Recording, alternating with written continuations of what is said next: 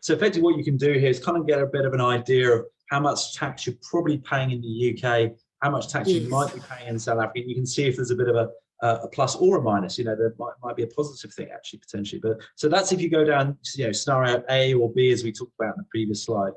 So in scenario C and D, so the self-employed contractor route, as you mentioned rightly earlier on, you can deduct a little bit more from an expenses perspective. But the message from us really is make sure you do it right. Take advice on it, because if you don't get it right, you could be accruing quite a significant tax bill to whichever revenue you're trying to work with, without realizing that you're doing so. So that's where the advice comes in. Yeah.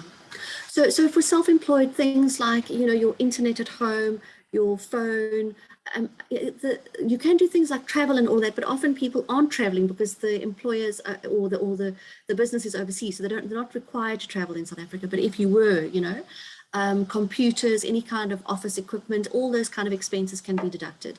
If you're employed, then what you should do is try to get your employer to pay those things, and that's more a reimbursement as opposed to part of the salary. So that you can structure your salary, which helps a little.